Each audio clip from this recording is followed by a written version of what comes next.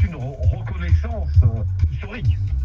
Aujourd'hui, il n'y a pas de Congo-Brazzaville ou de Congo-Kinshasa, il y a la rumba congolaise. Et la rumba congolaise n'a pas de frontières. Nous ne sommes pas partis en bataille isolée. C'est pas un seul Congo qui est parti pour cette reconnaissance. C'est les deux pays pour que la rumba congolaise soit reconnue. Je pense que dans les prochaines heures, en tout cas, ça sera la fête. Ça, je vous le garantis, ça sera la fête à Brazzaville.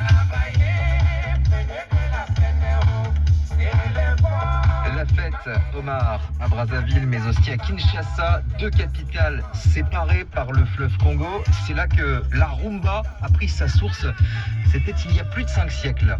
Oui, et les esclaves déportés vers le Nouveau Monde ont amené avec eux, emporté cette musique et cette danse, notamment à Cuba, dans les Caraïbes, où elle a prospéré pendant des siècles avant de faire un retour en Afrique centrale au milieu du XXe siècle. Et aujourd'hui, les deux Congos ont mis leurs différends de côté pour défendre et porter la candidature de cet art de vivre au patrimoine mondial immatériel de l'humanité. Catherine Katongo Furaha, ministre de la Culture de la République démocratique du Congo. Nous nous sommes vraiment battus depuis le début jusqu'à aujourd'hui. Nous sommes deux pays voisins les plus proches, les deux capitales les plus proches du monde. Il était grand temps. Parce que c'est toute une histoire. La rumba, qui est l'outil de cohabitation pacifique, de la réconciliation, mais aussi de la cohabitation. Et ça constitue un message de résolution même des conflits. C'est pratiquement cette justice qui nous est rendue. La rumba, musique festive et politique, comme cette chanson intitulée Indépendance Cha-Cha. Indépendance Cha-Cha. C'est par ce titre, diffusé à la radio, que les Congolais ont appris l'indépendance de leur pays le 30 juin 1960. Indépendance Cha-Cha, hymne anticolonial et premier tube panafricain.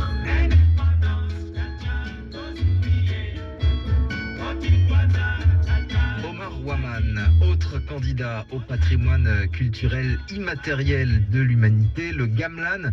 Vous allez nous en dire plus, Gabrielle Maréchaux, correspondante de France Info en Asie du Sud-Est. Derrière cet ensemble d'instruments millénaires, on trouve une conception de la musique et de son apprentissage tout à fait singulière.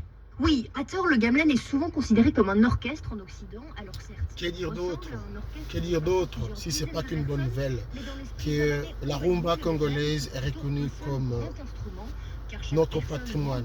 Nous ne sommes pas le seul, nous sommes jumelés avec le Congo-Brazzaville. Tozui, Tokomi est reconnu en tant que patrimoine mondial.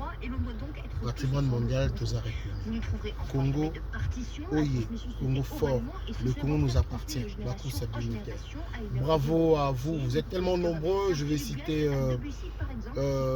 Didier Moumengi, je passerai par Blaise Boula, je passerai par beaucoup d'autres pour ne pas faire de jaloux, mais les gens qui ont travaillé, qui ont vraiment travaillé, qui est au fond au moulin, mais bino ba miro na biso batteur na biso bato na tangi bazali na 4K administration, mais bino bosali belé bozali belé tellement banzembo belé wana tokomi toza na kati. Bravo. Force à nous, force à vous. Nous sommes reconnus comme patrimoine national. Tout va bien.